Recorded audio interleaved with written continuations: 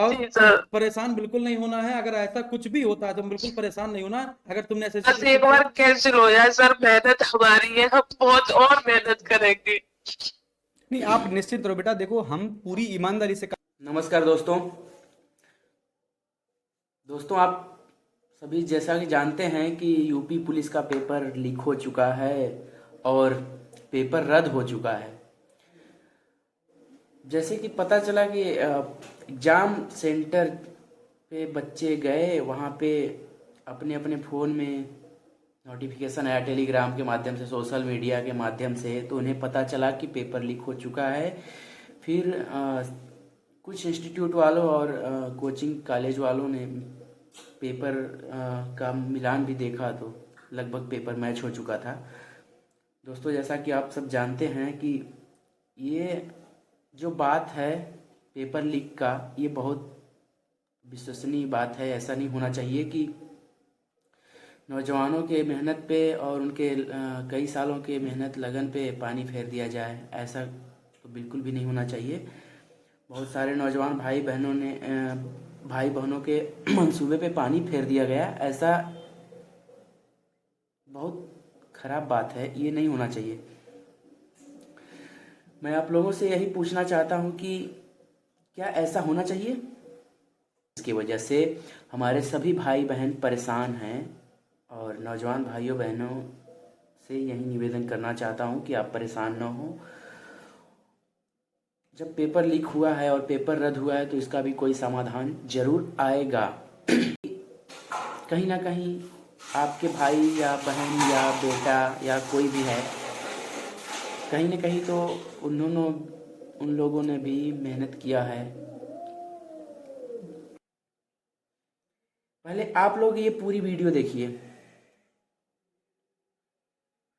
जो बोलना तुम रो नहीं, बस रो नहीं, है ना। जो बोलना तुम बोलो, ठीक है ना। और सेलेक्ट लाइव में तुम्हारे साथ, बोलो, तुम परेशान मत हो, रोना नहीं, बस है तुम्हें जो सुनवाना है पूरा एसएसजी गुरुकुल के तहत पूरा भारत सुनेगा, तुम बोलो, है ना, तुम्हें जो समस्या है। बाकी बेटा सर देखिए, मैं इसलिए परेशान हूँ, अब कभी ये नहीं देखा कि दिन है कि रात है, पता नहीं इतनी मेहनत करने के बाद भी ऐसा हो रहा है, पता नहीं क्यों हो रहा है। अरे बेटा देखिए, मैं बताऊं, ये कोई नया नहीं है ना, ये कोई नया नहीं है। बस संयम रखिए, धैर्य रखिए, परेशान मत होइए, है ना। परेशान होने की जरूरत नहीं है, आपके हित में निर्णय आएगा। बेटा पेपर तुम्हें कहा कि पेपर रद्द होना चाहिए, है ना। सिर्फ सर क्या कर रहे हैं बेटा, तो सर मेन बात ये है, मेरे सामने और कोई मौका नहीं है, मैं ओवर एज होने वाली हूँ। देखिए बेटा, ऐसे बहुत से बच्चे होंगे, आप चिंता मत करिए। और आपके लिए ही हम खड़े हैं, और हम नहीं खड़े हैं, पूरे यूट्यूब पर जितने भी यूट्यूबर हैं ना, आप लोगों के लिए खड़े हैं। आप निश्चिंत हो जाइए, पेपर तो रद्द होना तय है, पेपर होगा और आप लोग पेपर दोगे, है ना। आप लोग ये मत सोच। हमारे आपके भी भाई बहन या कोई सगा संबंधी एग्जाम की तैयारी वर्षों से करता आ रहा है, 1 साल 2 साल महीना या कभी भी तैयारी करता आ रहा है। तो इतने मेहनत से तैयारी करने के बाद, एग्ज़ाम देने के बाद फिर क्या हुआ कि पेपर रद्द कर दिया गया। तो ऐसा नहीं होना चाहिए।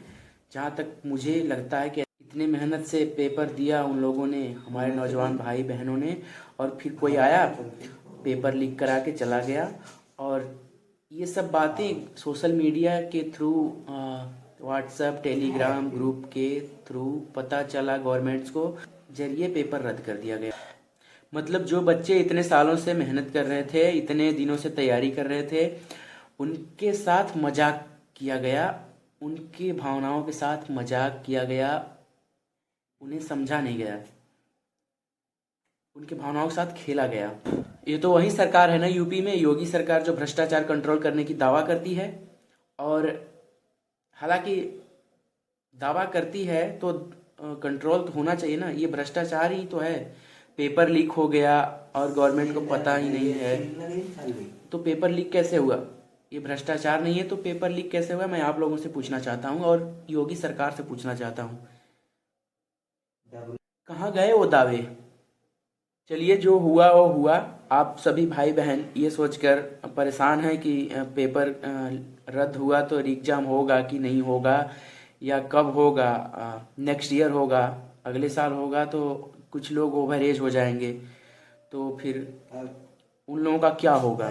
क्या फिर काट देगा। उनको इस बात की चिंता सता रही है कि कहीं वो ओवर एज ना हो जाए। जहाँ तक पता चला है कि री एग्ज़ाम के लिए बड़े बड़े इंस्टीट्यूट, कोचिंग, बड़े बड़े टीचर्स, यूट्यूब के बहुत लोग अपनी बातों को एक साथ रखने की कोशिश की है गवर्नमेंट के सामने कि जल्द से जल्द री एग्ज़ाम हो जाए। तो यार वो ज़माना गया जहाँ आप लोगों को बेवकूफ़ बनाया करते थे, अब पब्लिक आप लोगों को समझ चुकी है। तो थोड़ा सा आप लोग भी सिस्टम को मैनेज करके चलिए। ऐसा नहीं है कि आप लोग सिस्टम के ऊपर खिलवाड़ बना के रखिए सिस्टम को। जहाँ तक मुझे लगता है ऐसा नहीं होना चाहिए। और पब्लिक आप लोगों को समझ चुकी है, इसलिए इस वर्ष आप लोगों की अंतिम विदाई है। 2024 में आप लोगों की विदाई है। जहाँ तक री एग्ज़ाम की बात रही, तो री एग्ज़ाम होना चाहिए और इसी वर्ष होना चाहिए। 3-4 मंथ के बाद या 3-4 मंथ का समय लेना उचित होगा, ताकि तो चुनाव के पहले ही री एग्ज़ाम होना चाहिए। ऐसा हो, लेकिन 2-3 मंथ में एक री एग्ज़ाम होना चाहिए। कई हमारे नौजवान भाई बहन डिप्रेशन में हैं, चिंतन में हैं, या सोच रहे हैं कि री एग्ज़ाम नहीं होगा, कि होगा क्या होगा हम लोगों का, हमारा क्या होगा। तो उनसे वो डिप्रेशन में ना जाएं। और मैं उनके घर वालों से या उनके दोस्तों से हाथ जोड़ के अपना विनती करता हूँ कि इस वक्त में आप लोग उनके साथ रहें, उनको सपोर्ट करें, उनको समझाएं, ताकि हमारे नौजवान भाई बहन जो हैं कहीं डिप्रेशन में आके कोई ऐसा कदम न उठा ले जिसकी वजह से एक फैमिली टूट जाए या एक फैमिली बिगड़ जाए। ऐसा नहीं होना चाहिए।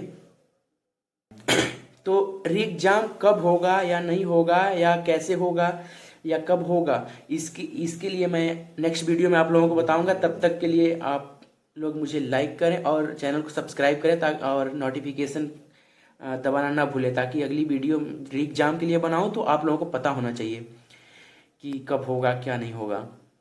चलते हैं, नमस्कार।